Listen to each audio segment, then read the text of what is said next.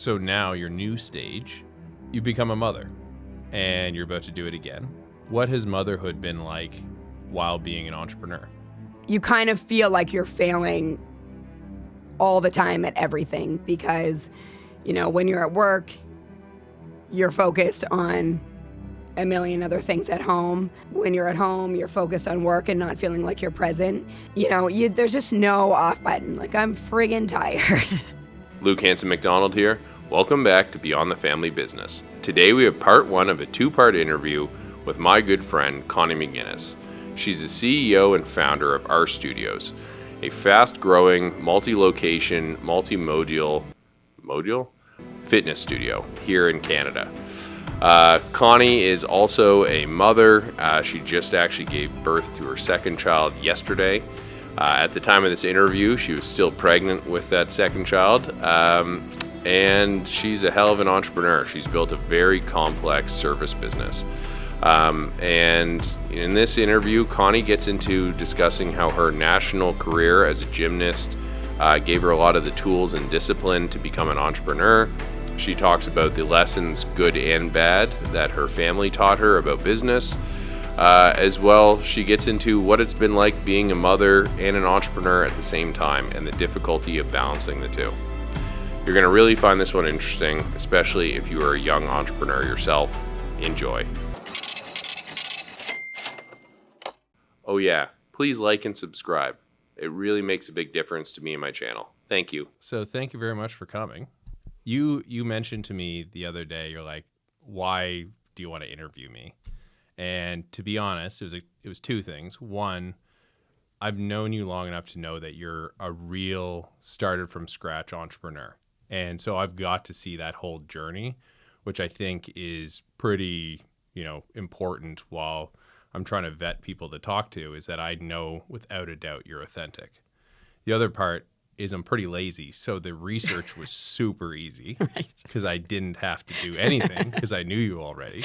Just go back to our grade 10 yearbooks. Yeah. Well, speaking of which, I was like trying to find a picture that sort of defined, like our friendship.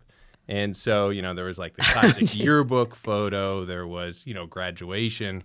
And I went with I'll show this on the screen, but picture of you biting me at Chester Race Week. That's pretty much sums up. First That's where year it all university. started. Yeah. So, but yeah. And our lives took off from there. 100%. And now we're parents and business people. Things are terrifying, but really we haven't changed at all. Exactly. Yeah. Starting off, can you just sort of give a summary of what was your athletic background? So I started when I was 2. I was a gymnast, literally from the age of 2. So by the time I was, 6 or 7 years old, I was competing. So athletics pretty much took over my entire childhood. By the time I was probably, really 8 or 9 years old, I was training 15 to 20 hours a week. So it's basically all I knew. I would get up, go to school. I did play other sports as well. So if I had a day off from going to the gym, I'd go to school, go to the gym for 3 to 4 hours. I wouldn't get home till 8 o'clock at night. So that's all I knew. Days off, I was in tennis or I was playing basketball or I was in track. So I didn't really have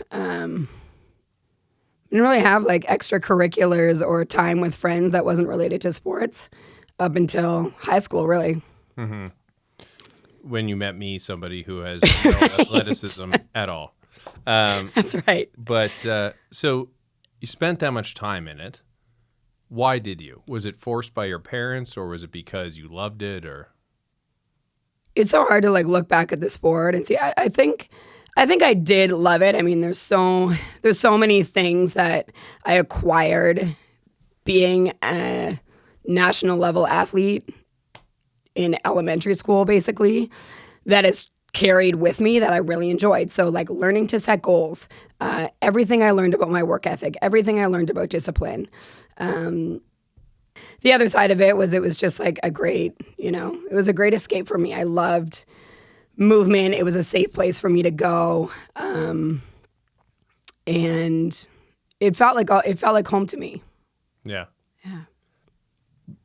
what does fitness mean to you now? It was such a big part of your childhood. Mm-hmm. What does it, you've built a career around it, both as an actual trainer yourself, but also your business. Yeah, fitness, it's funny, like, I get asked all the time, how did I get into this? And yes, I was an athlete, and yes, I've been very involved in athletics for my entire life, but I'm not the world's best trainer. I didn't take kinesiology in school. For me, it's a lifestyle, and that's what I've tried to create with the studios. Is it's less about transformation, and it's less about goal oriented, and it's less about how we want to look and what goals we want to get to and what gains we want to make and what weights we want to lift. And so movement, especially what I created in the beginning, now things have obviously evolved and we offer a lot of services now, but especially what I created in the beginning, it was really just to make people feel good. Mm-hmm. And so my style of movement when we first opened the studio was more of just a lifestyle practice. It wasn't super high intensity. It was really more of like a support system and a lifestyle and a community and just a form of making people feel good as part of their day, rather than making it just another thing you need to work towards, another thing you need to focus on, another thing that you need to, spend a ton of energy on, and just make it something that's fun, that you get to go to, that's social and you look forward to. I've had, a lot of change in my life over the last year, especially around fitness, where I've always gone to the gym and whatnot. And a year ago, I was really unhappy with myself. I'd had a super stressful job for a while, and I'd gained some weight and, COVID, et cetera. Oh, yeah. And I've really committed to fitness over the last year. And the one thing, that you just touched on that resonates a lot with me is that it's about feeling good about yourself. And it gives you, like, I start every day going to the gym, and it's a big stress reliever for me. It makes me, feel like I've accomplished something, et cetera. So is it fair to say that's sort of the, what fitness has meant to you in your life? Is it's about feeling good? It's about, the community with it or whatever else. It's not about necessarily the competition of it.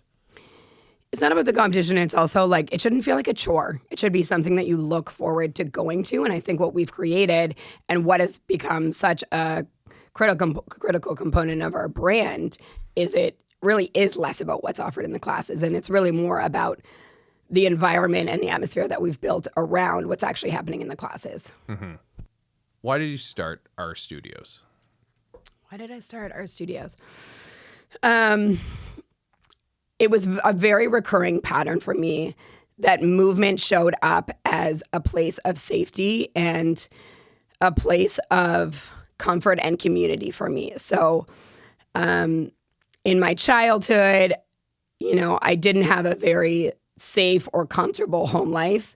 So the opportunity to go to school and then just go to a gym and be there until 8:00 at night and not have to be in my home was a safe haven for me. And that became, my family, and that became what I relied on for survival in a lot of ways.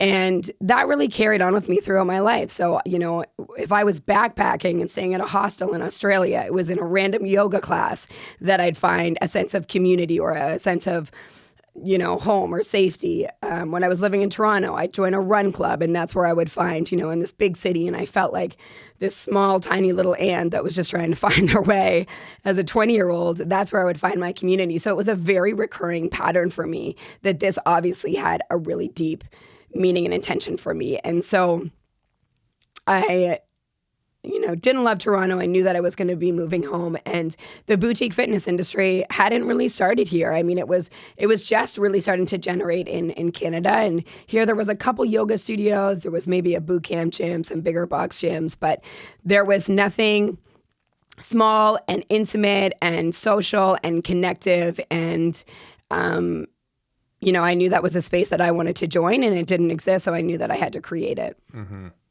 If I can ask the painful question, and I know it's painful because I was there when it happened, what impact did your dad passing have on you starting this business or, being involved in this business? Yeah.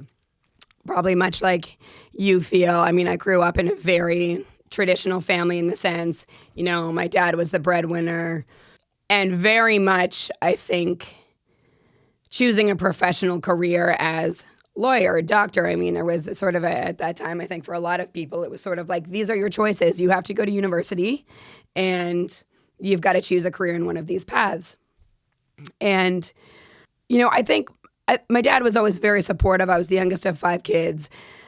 I think he gave a lot of space for us to go in our own direction. But at the same time, he was really unfamiliar with anything to do in the business world and very unfamiliar with what it meant to be an entrepreneur, I think. And when I first decided this is what I wanted to do, I didn't tell anybody. I didn't talk to my family about it. I started doing my trainings to become a teacher, and my dad was always like, so you're really into this Pilates thing. All right. And didn't really pry more because I don't think he really knew what it was going to be. But I remember I didn't tell him until I moved home and was looking for a space. I'm going to open a Pilates studio. And one of his comments, he was supportive, but one of his comments was, well, I don't know how many ways there are to teach people to touch their toes. So I think, in a lot of it, and I think this is just the case as an entrepreneur because you get a lot of questions, especially if you're doing something different. A lot of it is knowing deep down that you really want to prove somebody wrong and you really want to show that actually you do have what it takes to be something. And it's sad to think about and kind of cool that I don't think he'd ever think it would become what it is, because when we first opened and all he saw, because he was alive only for the first 7 months that I opened the business, was this small, tiny space that was never going to make any money.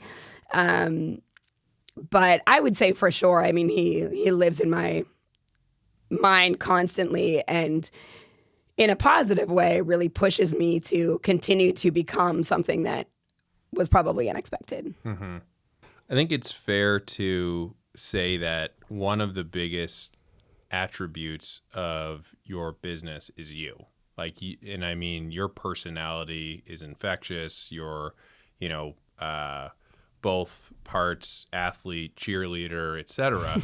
And I do think a big part of that came from your dad. Your dad had that larger than life personality. Yeah. So it's sort of, while, maybe he doubted it a little bit at the start, I think a lot of him lives on through you, and people get to experience that because your dad was very well known around our community. Yeah. And you're very well known around our community too. And I think it's for a lot of the same reasons of just your loving and, incredible personality. People love being around and creating that sense of community. Big time. And I would say for sure, a big part of our business is the driver of community involvement and community contribution. And I get that 100% through him. I mean, that was something he was so passionate about and spent more time giving back to his community than he spent with his family. So that became, something that I observed through my entire life. So that's a huge part of what the brand and what the studio is and who I've become as well. Sure. One of the things when we were talking the other day that I thought was super interesting is you said that every new studio you opened was sort of a self-reflection of who you were at that time. Can you just expand on that a bit? Yeah. So when I first opened the studios, I had no vision or strategy of where this was going to become. I never at any point was thinking multi-location. I had no business mind. I was a huge hippie. I was in a very spiritual place in my life and, was practicing a lot of yoga.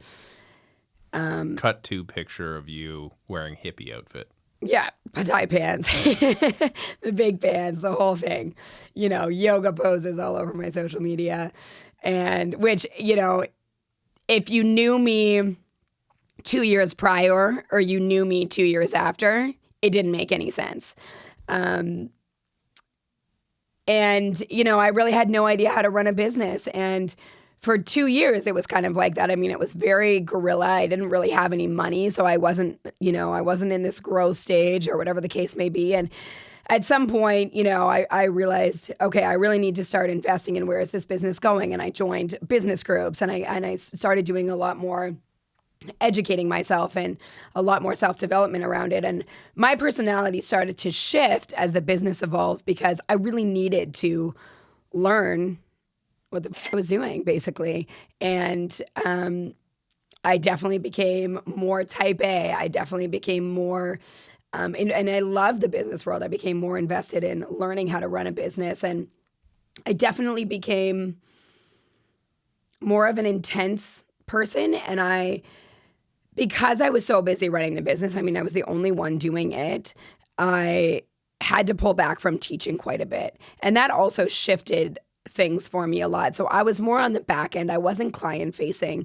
I was dealing with all the shit. I was dealing with all the emails. I was dealing with all the administrative. And, even the way that I was moving my body changed. So I found it really hard to do a yoga practice anymore. I needed to lift weights and kickbox and do things that were higher intensity. And so that's when the next stage of the business opened is, my personality had shifted. I was becoming passionate about something different. And so the business evolved in that way. And that, sort of curtails into every stage of the business. And it's interesting because especially now in this stage of my life where I've learned to find a little bit more balance and composure and I'm able to both run the business and also take care of my well-being, I've come full circle back to now I've opened another yoga studio. Mm-hmm, mm-hmm. So now your new stage, if you don't mind me saying, you're now pregnant and you're... Round two. Was it 13 weeks, 14 weeks? I'm 14 weeks. Congratulations. My first kid's not yet one. Yeah, that was an interesting choice.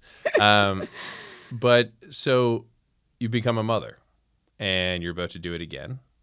What has motherhood been like while being an entrepreneur? It's very difficult. Chaos is my comfort zone. So I'm very lucky for that. But, as you know, and I'm sure you can share on this as well, as an entrepreneur, there's no off button. You don't go to work and come home and get to shut off. And, I've spent the last year because I've been back at work since, basically he's been born. You kind of feel like you're failing all the time at everything because, when you're at work, you're focused on a million other things at home. When you're at home, you're focused on work and not feeling like you're present. And it's, there's just no off button. I'm friggin' tired. But, it's also really, really rewarding to feel like I can still continue to serve my community in a way that I'm passionate about. These were my first children. I treat these studios like my kids. Yeah. Because they are truly I birthed them. They're a reflection of who I am and they're still so important to me and I could never step back from that. Who's needier, your studios or your son? Definitely my studio. The thing that I've found with having kids and with business is that previously business and my career was it was for sure the core of my existence. It was the main thing that drove me every day. And it still is a huge part of my life. But it, as a result, I think, morphed into an unhealthy connection to my own self-worth. So if things went badly at work, I felt terrible about myself. And, I was running a international company during COVID that was in manufacturing. There was many issues that happened over that time period. And I really punished myself unnecessarily. Absolutely, there was lots of challenges. I needed to rise to the occasion, but it had become too much of symbiotic with how I saw my own self-worth, which I didn't think was, or in retrospect, I don't think is very healthy. Whereas now that I have, a beautiful daughter, she's become much more important to me than anything else. And as a result, no matter how bad things are at work, which, as anybody in business can attest to, it's, there's days that are completely brutal. I can go home and I have this sort of, safe amazing place with my daughter and my wife that it, is our own family. Mm-hmm. And no matter what's going on outside in the, the real world, that sort of has become, this incredible place that I can seek refuge, which I think has been very healthy. Yeah. Yeah, it definitely changes your values. I think I lived in the same place, like especially where my businesses are a reflection of me. Everything that went wrong, I took so personally. And yeah, I mean, having a kid, it's just like it's a whole. I'm very surprised at how much I enjoy it, to be honest, and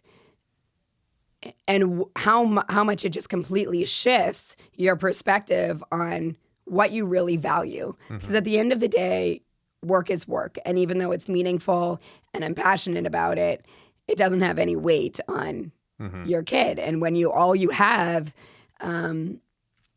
is work, which especially a lot of us for a long time, I mean, that's how we define ourselves too. Yeah. And so it really gives you an opportunity to shape yourself in another way. Agreed.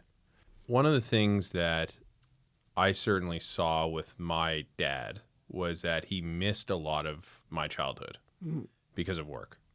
And he's been very vocal about that to me, even now that he's older. And, he's so happy to have a grandchild. And it's sort of a reminder to him of how much he missed, which is, like he kidnaps your kid a lot. Yeah, exactly. It's pretty tragic. But I guess, that's one thing that I think is very important, is finding that balance and making sure I don't make those same mistakes. How are you finding a balance? I mean, you're on a different level than me, where you're an entrepreneur. In the end, the buck stops with you. I'm lucky where I have team members I work with that can shoulder the weight. And you're also a mother, which again, as much as being a dad has a lot of weight on it, in the end, my wife is often the front line of defense with our daughter because she wants her. That's just the relationship a kid has with her mother. So you're the top person in, CEO in your family and in your business. How do you find that balance between the two? My mom did stay at home, but it was very negative and severely impacted the rest of her life. She didn't have a purpose. And, not to say that being a stay-at-home mom doesn't give you a purpose, but for her, observing that, especially because my sister and I were both competitive athletes and we weren't around. So there wasn't really anything for her to do. And so what I witnessed as a child was not having that purpose actually was more destructive. So even though my dad, same thing, so busy. I mean, they were out all the time. We had babysitters constantly. You've heard some of my babysitting stories. Yeah. My memories of my dad, I feel like it set a good tone for me, and that's just who I became. I became a hard worker. I had great work ethic, and I've, who knows how my kids will respond to it, but I hope that they see that as a strong quality because, yes, my dad didn't spend a ton of time with us, but when he did, the time was quality. And I think that's the difference, and that's what's really important for me. And I think any parent would say, we're doing this for our kids, we're doing this for our kids. I'm also doing it for myself because I want to be able to be a strong mother. And this is what I need to do. And I understand that that's not the case for everybody, but being someone who's just home with their kids, that's not my path. And I wouldn't be happy and be able to provide if that wasn't my path. So, luckily I have a husband who's willing to stay at home. He took paternity leave. He's got a flexible job. He's able to support me. Not everybody is that lucky. And that's a situation we worked out and it works. Now on the weekends, I'm still the one, I do all the food prep. I really try to, I make a menu plan. I do the work that I need to do to still feel like I'm fulfilling the role of a mother. Wait, you cook? I'd cook. I cook all the time. Holy crap. Times have changed. Even on my way here, I'm coming home later. I said, this is what we're having for dinner. Like, it's super easy to prep. I can take care of it when I get home. But, it's, as an entrepreneur too, I'm used to spinning so many wheels. And so I feel like I can manage things. If there's things that I need to let go of, I hire people to help out because I just know that that's what I need to do. You got to make it work for yourself and you got to figure out what gives you purpose. And I've got to experience both worlds of one parent being stay at home, but my mom was an incredible stay-at-home mother. She really embodied it. Yeah. And she was an artist as well and had that outlet, but made our childhood truly special and used her artistic talent to always make our life at home like a real creative experience. And then I saw my dad on the other side, who was the other extreme, but also had incredible purpose and, incredible position in the community. And like you said, was always, when we spent time together, it was always meaningful time. And when we went on vacation, he would be, in the sand digging holes with us, etc. So being a parent has taught me a lot about myself. What has it taught you that is, useful to business or maybe just useful to life? Oh my God. I had to get a tattoo after I became a mother. Okay. And it says, my husband actually wrote it to me. It says, the heart on your sleeve no longer disguised. Oh, and I'm sure you feel this shifted me as well. I've definitely become a much softer human being. I've definitely been able to relate to people a lot more.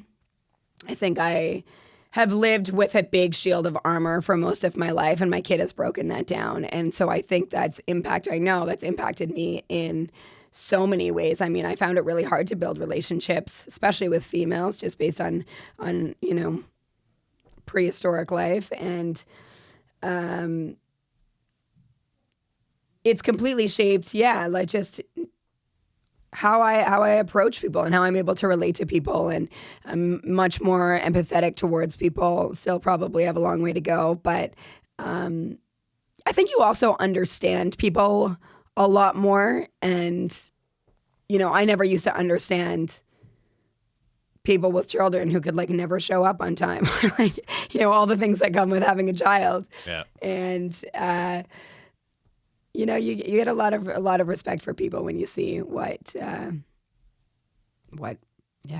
I think get through. As you said, earlier on in our conversation, you wanted to have this high profile job, et cetera. And, you're very career driven, just like me. And I had very similar,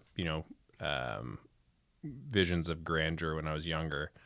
And the thing that's interesting about having kids is it suddenly makes you realize that all these people that, okay, maybe they haven't lived their life for a career, but they have they've done a great job being parents and they have great kids.